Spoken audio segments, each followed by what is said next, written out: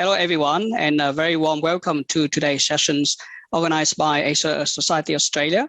First of all, thank you very much, Victorian government, and especially Global Victoria, as well as the Asia Society Australia for organizing this very meaningful event. As everyone is aware, we have been into the third years post-COVID-19.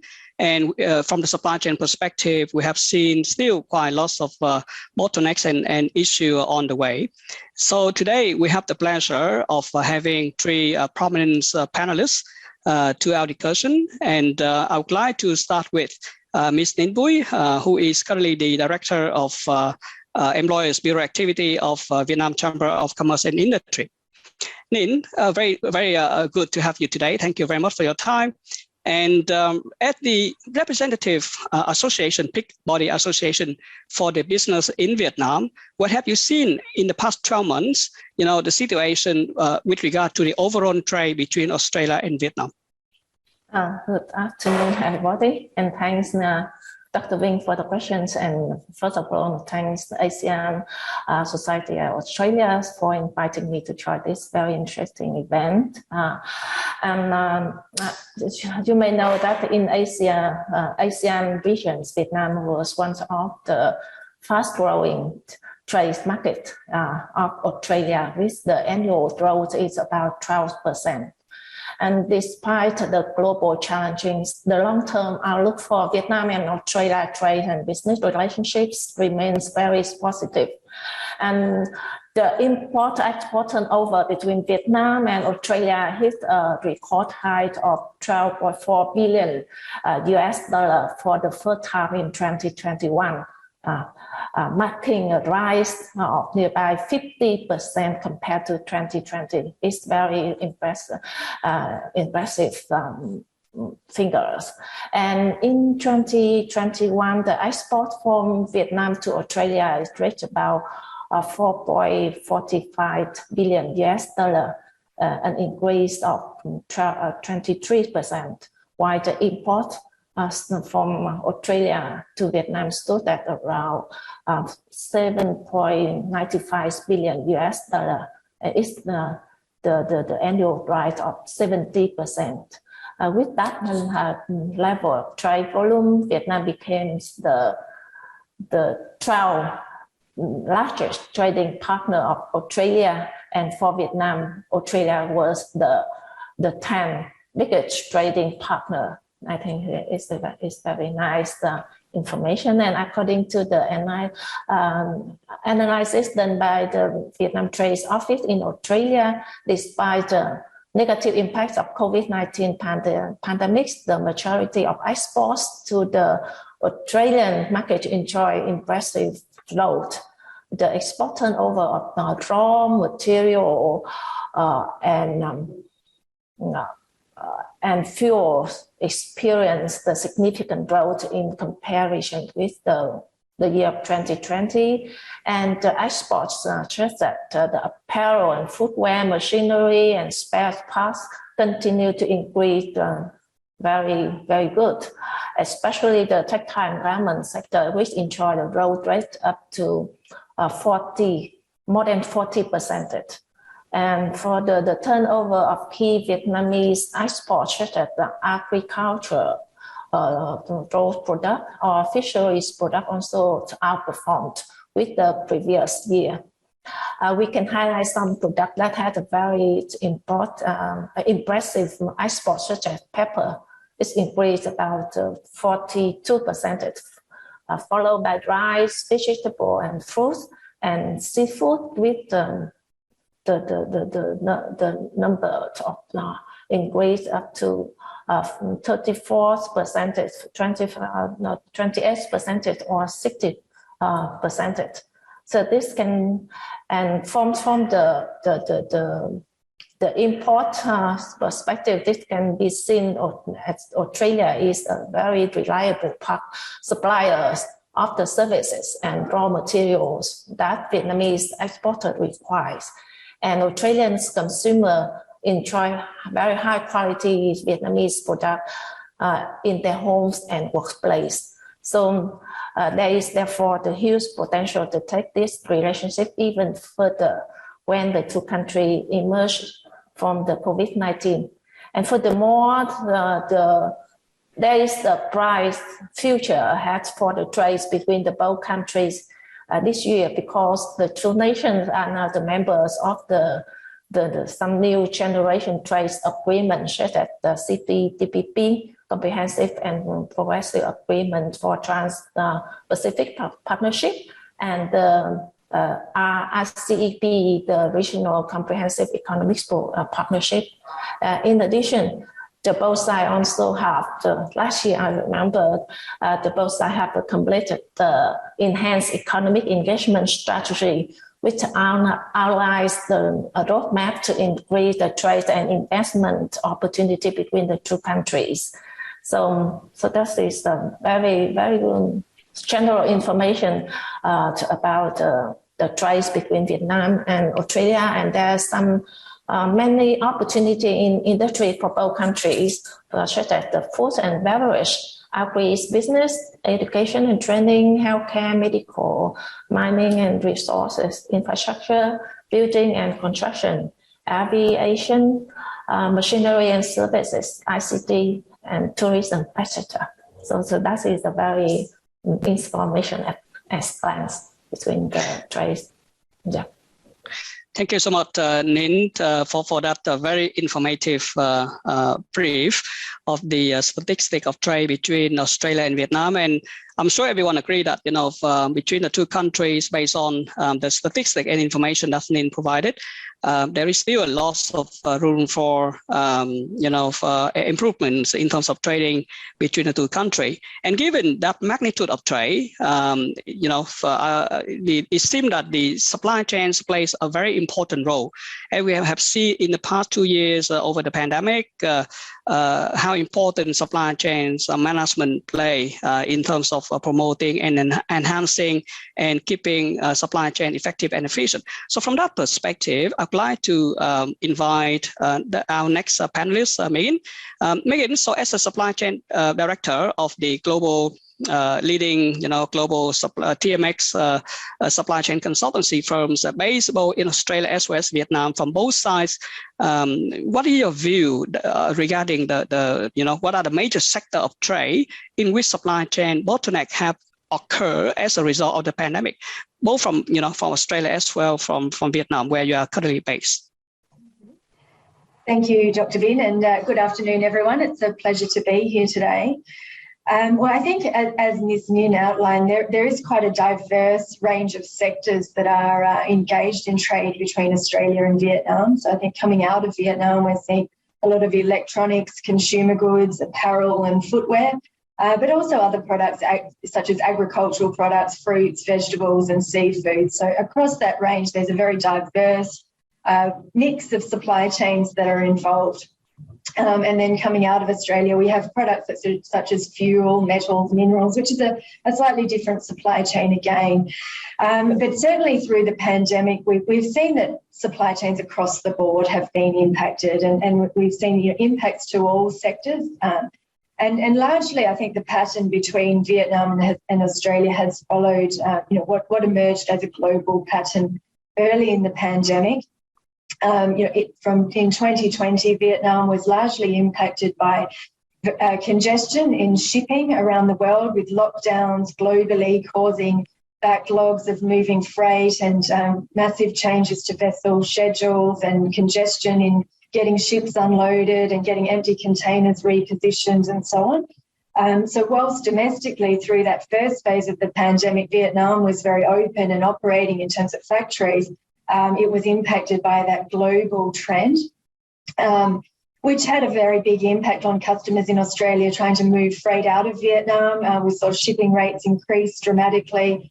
We saw very long lead times coming into play with moving freight. Coming into 2021, when Vietnam was hit by its biggest COVID wave, it was further exacerbated by factory shutdowns here in Vietnam.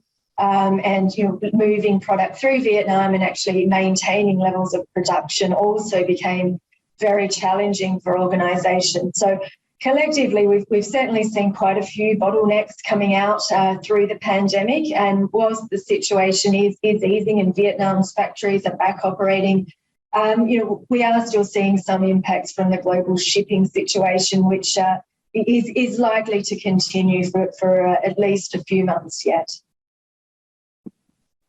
Thanks a lot, Megan, for that. And we can see it seems like we have seen the supply chain bottleneck, both from the manufacturing as well as the service sectors, both from the demand side, which is the cargo owner side, as well from the supply side, which is the logistic service provider side.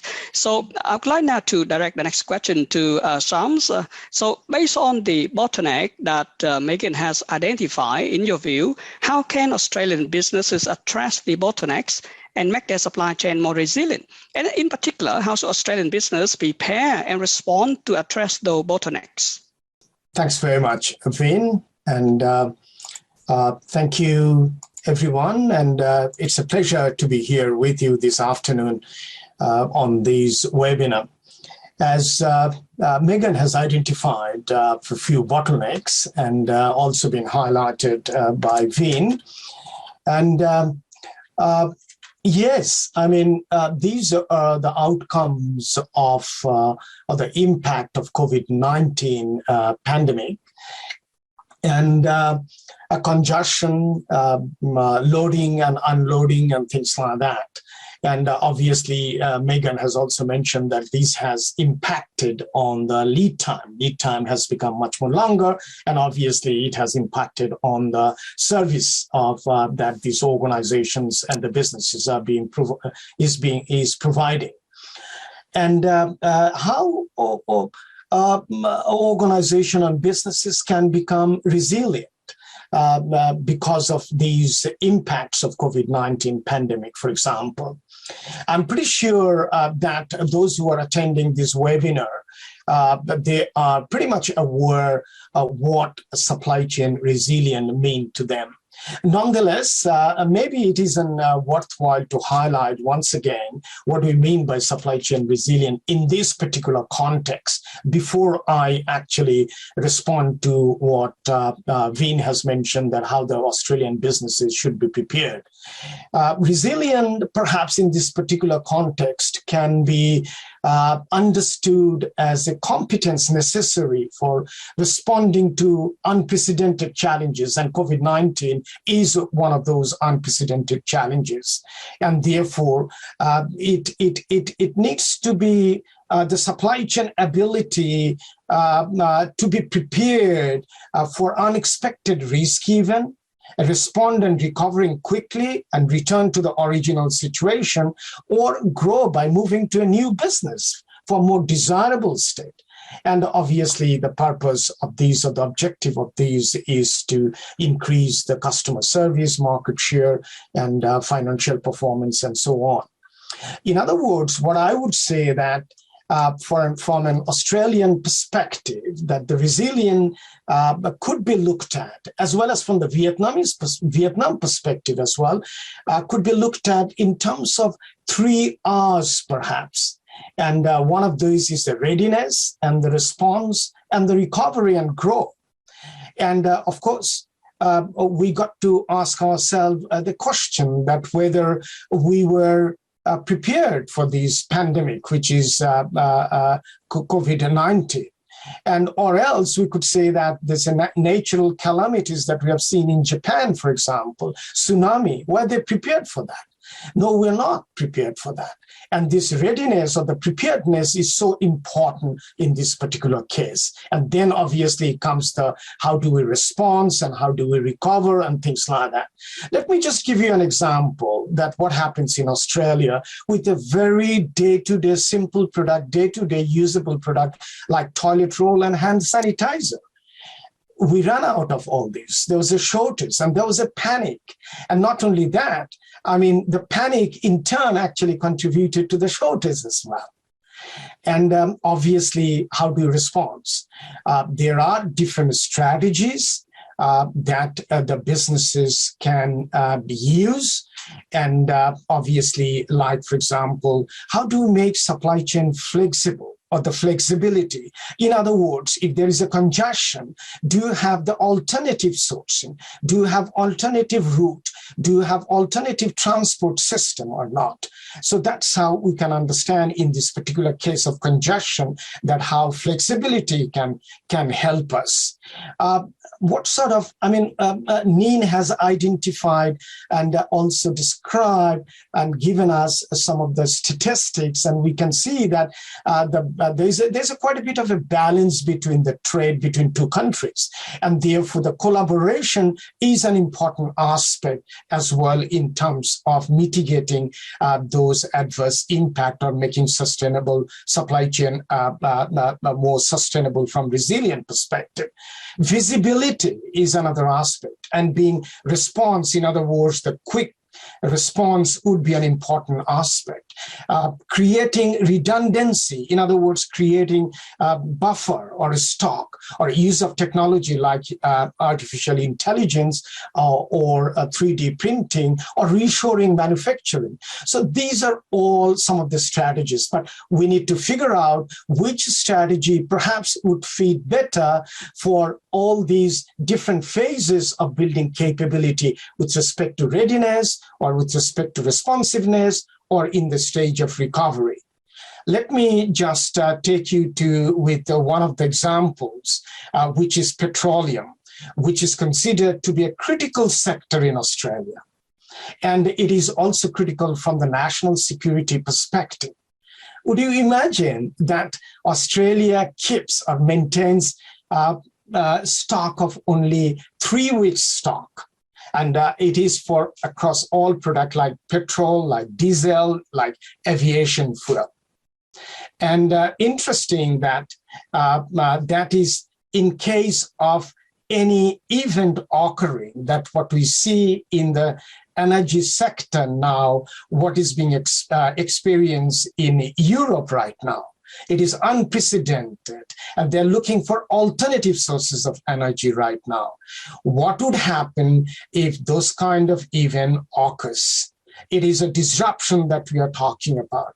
Although the Australian government, many of you may be aware that Australian government has bought 1.7 million barrels of oil and stored in the US. But we got to think about if there is a disruption like the one that we see in the Europe, then it would take longer time before we get that delivery. And I would also highlight in this particular case that most of these Australia sources these crude oil or the refined oil from Asia Pacific countries like South Korea, like Japan, like Malaysia, like Singapore, and so on and so forth. So anything happens in these Asia Pacific region would be impacting hugely onto these petroleum market and in Australia, and could become what you call a security issue for the country. So building resilient is a very important aspect. In this particular case, perhaps we could say that a redundancy is a very important strategy to start with. Even International Energy Agency has prescribed that Australia should keep the petroleum for at least 90 days, not just 3 weeks, but 90 days. And therefore, redundancy and the flexibility in sourcing from different parts of the world perhaps would play a bigger, important strategy to overcome these impact of disruption on the resilience in this particular industry sector. But we also have to remember that when we bring the redundancy and become flexible, we are actually, it is going to cost the business. However, and this becomes an inactive resources, but how to make these resources active is also an important issue. I think with this example and the strategy that we are talking about, Australian supply chain with respect to petroleum could be enhanced and could be developed further, and could make it more resilient. However, we would have to think that is it the case with other products or not? But I'll come back to that a little later. Thank you. Thank you, Shyam. Thank you, Shyam. So Shyam has actually mentioned several strategies to enhance the supply chain resilience, which include finding alternative supply, developing contingency plan, enhancing supply chain collaboration, using technologies, and many more. So Megan, I'd like to direct the next question to you on the same page about how should Australian businesses, and in particular Victorian businesses, prepare and respond to these bottlenecks from the practical perspective. What would be your recommendation? And in particular, are there any example of company responding to those bottlenecks in an innovative manner? Mm-hmm. Thanks, Dr. Vin. Well, I think as Shams has pointed out, the way that I see it is that it's collaboration and the flow of information are key elements in building this resilience, but also in addressing bottlenecks, whether they be existing as part of the pandemic or future-proofing against future bottlenecks. So from a practical perspective, if we look at companies that are perhaps sourcing in Vietnam and bringing product into Australia, we are seeing a lot of companies looking at their freight rates and the suppliers that they're using for freight, and perhaps looking at that strategy of diversifying and having multiple sources of supply to move product through their supply chain.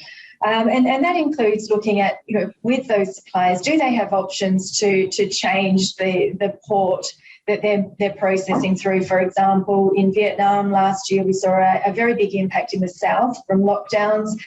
So a lot of companies had to consider moving their product out of different parts of Vietnam where it was a little bit easier to maintain the flow of product. So we're seeing a lot of companies revisiting their arrangements with their freight suppliers as a result, and really trying to lock in capacity to help them protect against future bottlenecks. And the earlier they can do that, and the better they can develop their relationships with their freight suppliers, the easier it is to mitigate against future risks.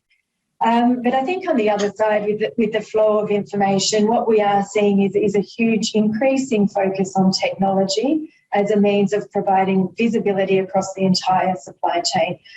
So whilst companies might not be able to directly impact port congestion issues and bottlenecks, having information that tells them what's going on in advance and highlighting these potential issues as far in advance as possible gives them the best opportunity to plan around and diversify their supplier base or their source of product to mitigate and offset some of that risk.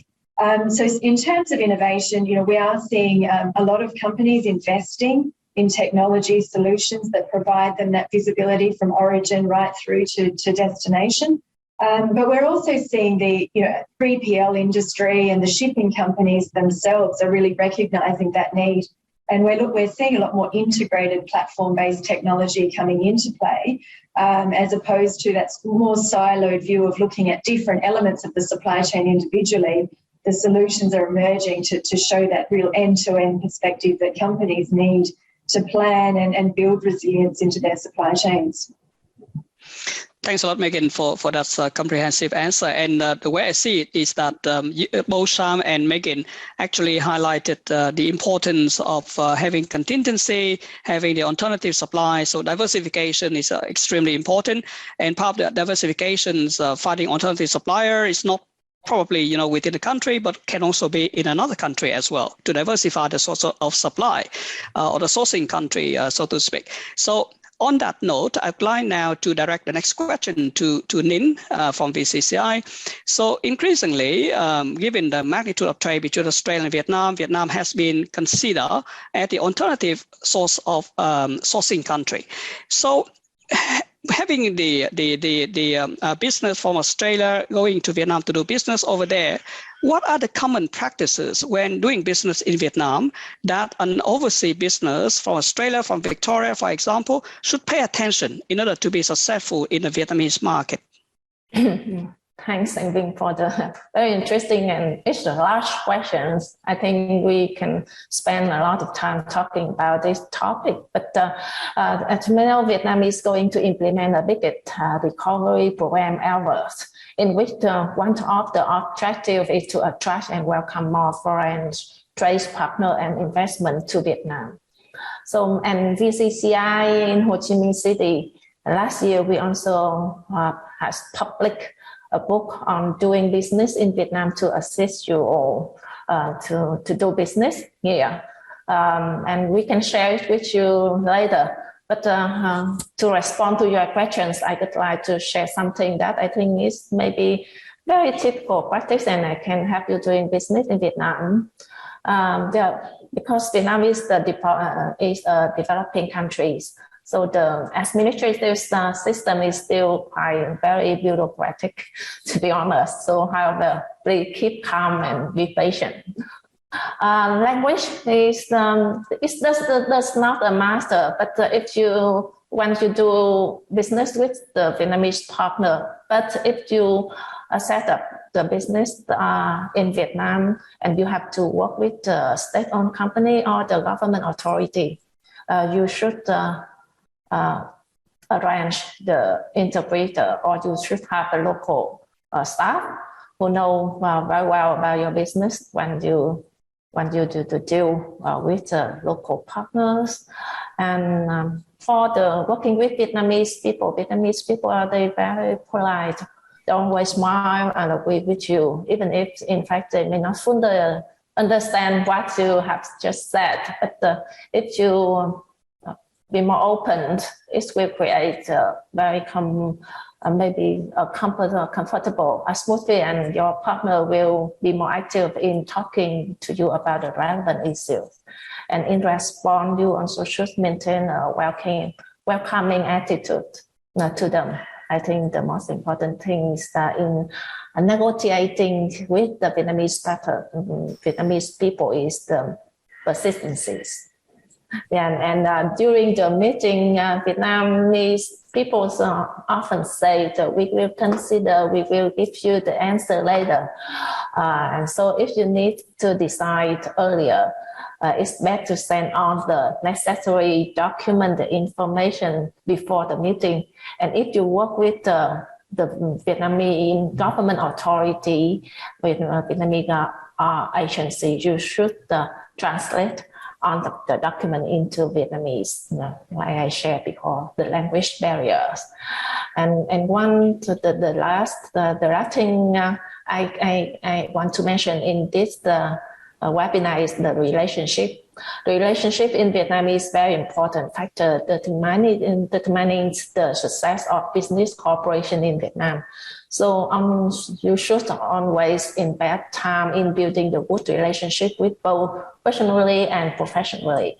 And that's then for some other information regarding to the business information, business environments, or business opportunity and relevance policy for the foreigner and for the foreign trade partner or the investor doing business in Vietnam.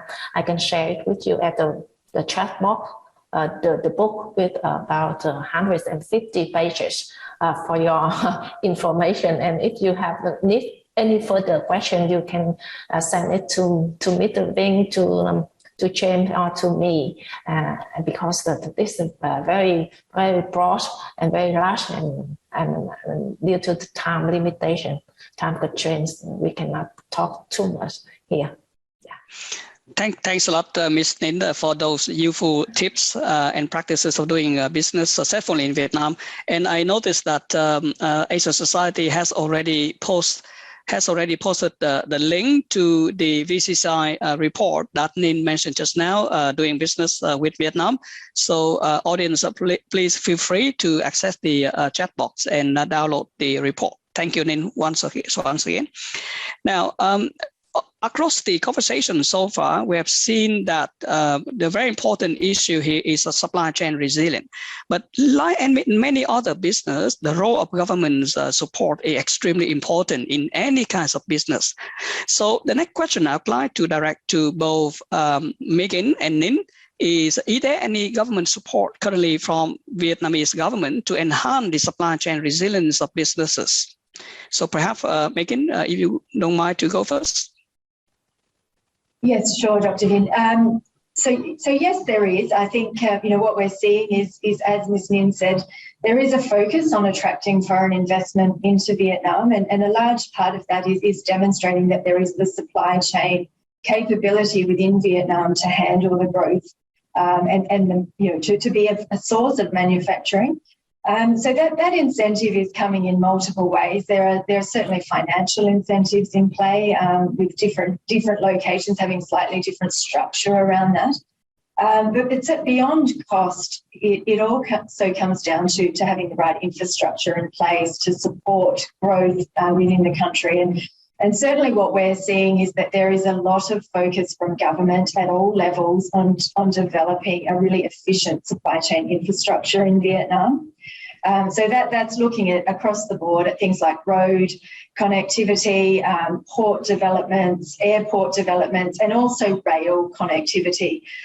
So there are a lot of projects in progress, but there are also a lot of plans to enhance what's currently in place and really develop that infrastructure over the next period of time. And I think that feeds into a question I saw coming through on the chat. I think it was from Matthew about Vietnam acting as a land bridge with connectivity into China.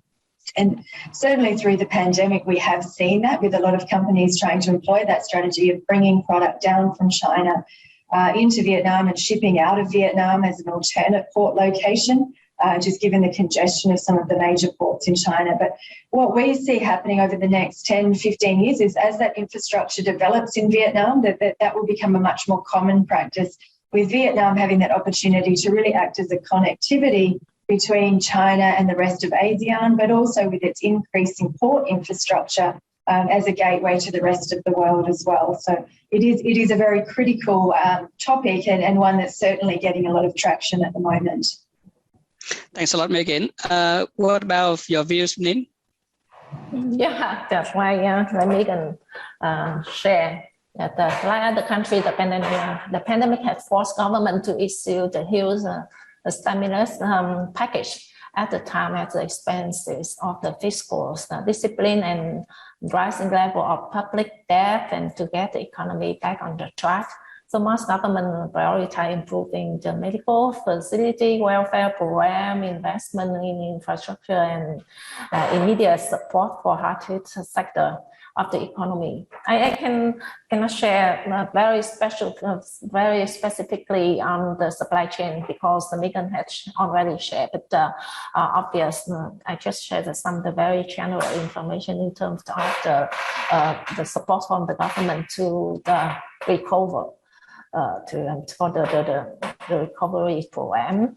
Obviously, the common practice including the credit extension and more relaxed financial regulations also applied in Vietnam. And for your information, Vietnam is going to implement a recovery program valued at about $15 billion in 2022. It is the key objective and priority of Vietnam's socio-economic recovery program, and this is the largest program in the history. It's aimed to reboost and speed up the country economy after a very long period of social and mobility restriction due to the impact of COVID-19, and the program aiming to improve business resilience with the priority given the development of key infrastructure projects under the public-private partnership model. And meanwhile, the government is to continue the rolling out the reform of streamline and improve the administration, investment environment, and risk management, and strengthen the macroeconomic stability and at the cost of the socio-economic recovery is the business sector competencies and its ability to change and adapt to the new environment. The programs were designed aiming at stimulating the economy, the productivity, and providing social support while maintaining a balance among the fiscal policy, interest rate, and cash injection to minimize the risk of rampant of real estate as speculation and high inflation, and also the support for the business sector also go hand in hand with have the business, have the companies to find the new markets and consumer. And and recently in January, the government issued the new resolution number 11 to have some. I would like to highlight some notable tax measure. The 2% VAT value-added tax reduction in 2020, extension of deadline of payment of the corporate income tax, personal income tax, VAT, and land rental.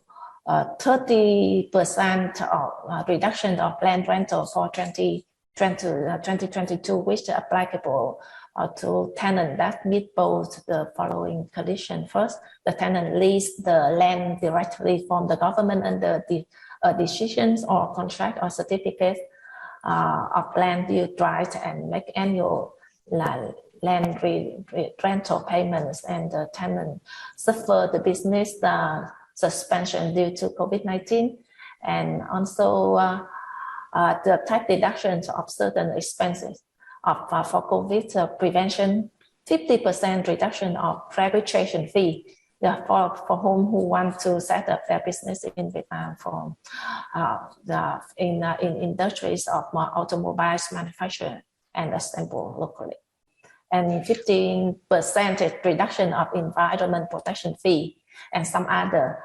the incentive for the business. So yeah, I think it's a good time for you to start your business or to start doing business in Vietnam. Yeah.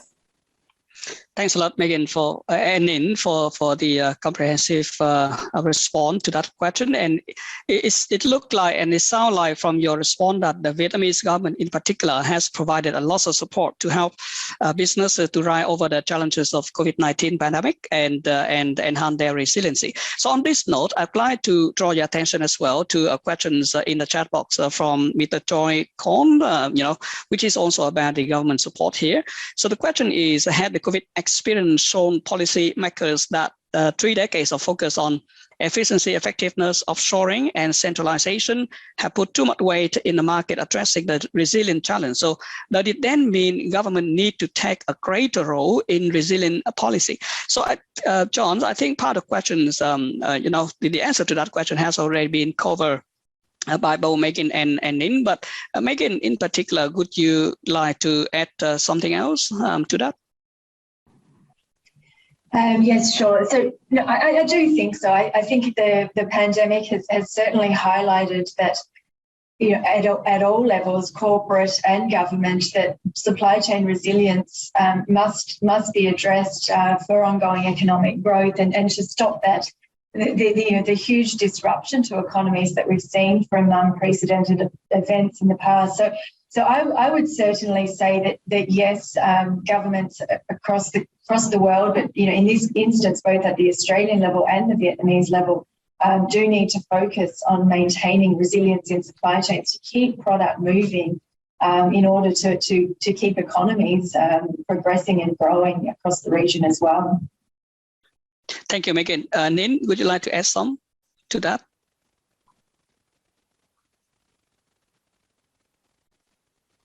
Ninh? I have no more for the additional information. Okay, that's fine. Thank you. Yeah.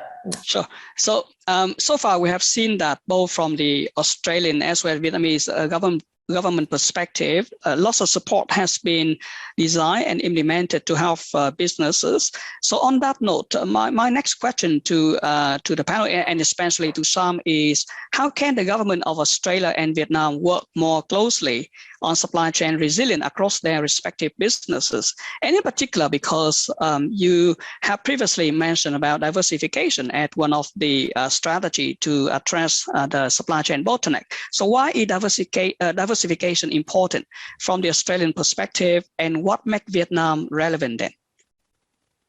Well, thanks very much, Vin. I think this cooperation between the two governments it has been, the level of cooperation has already been highlighted, I believe, both by Ninh and Megan.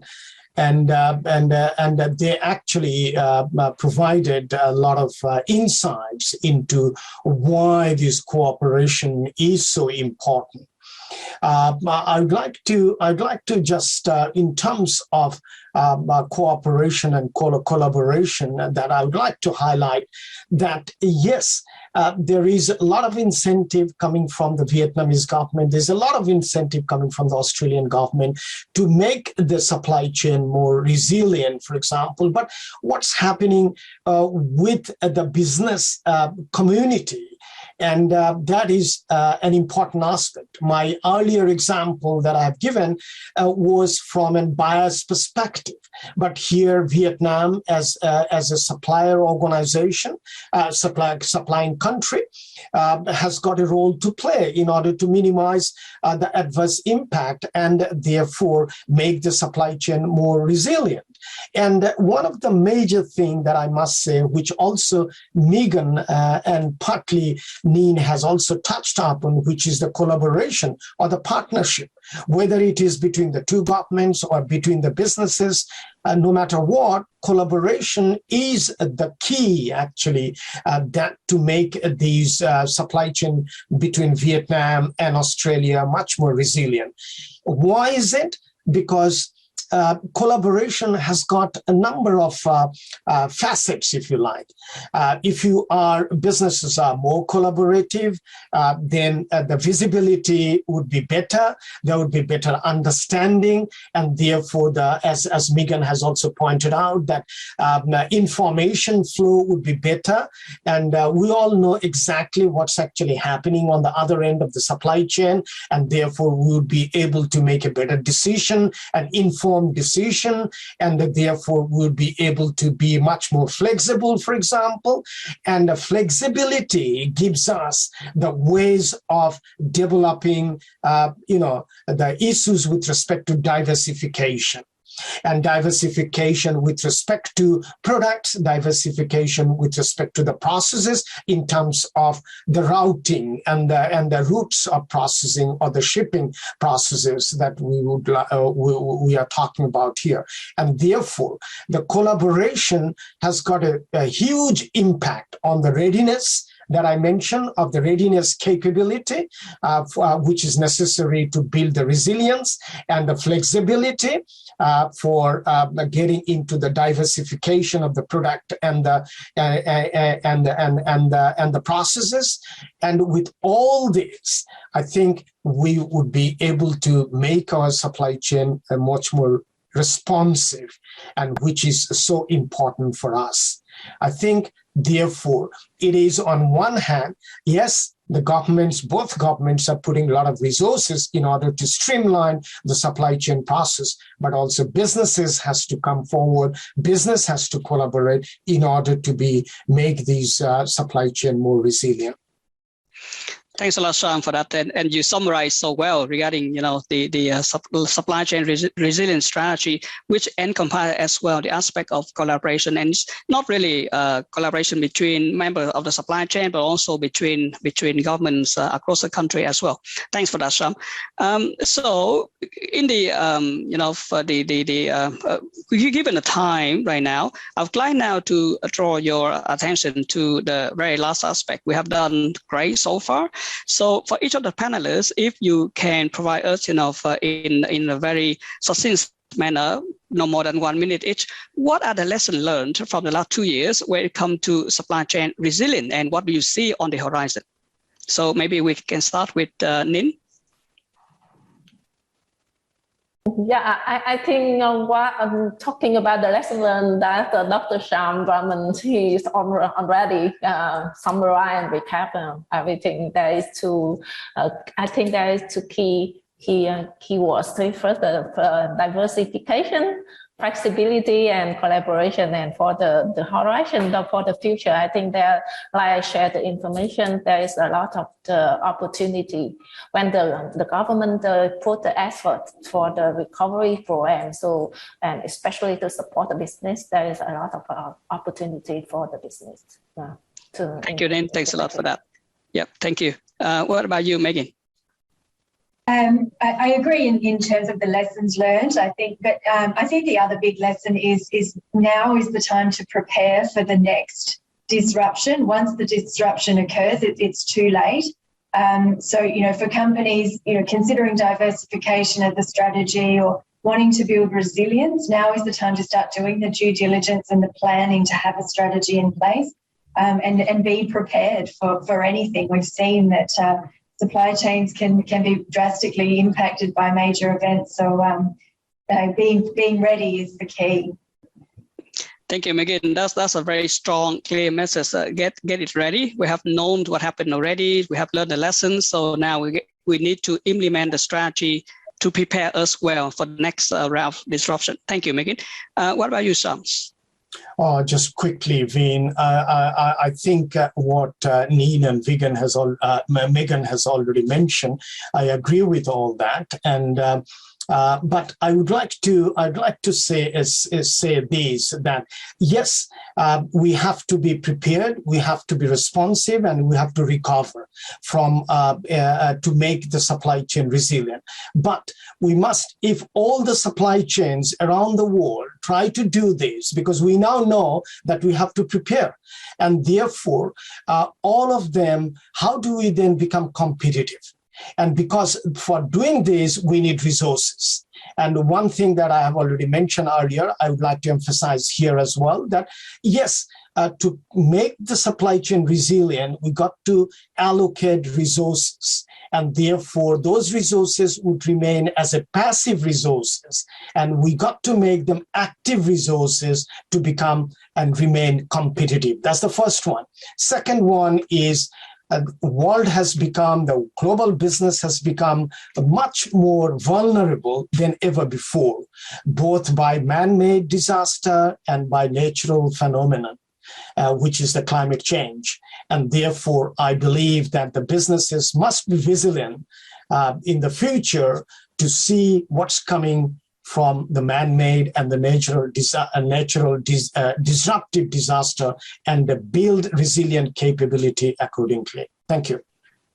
Thanks a lot, Sham. So on this note, I'd like to thank the three panelists today. It has been great.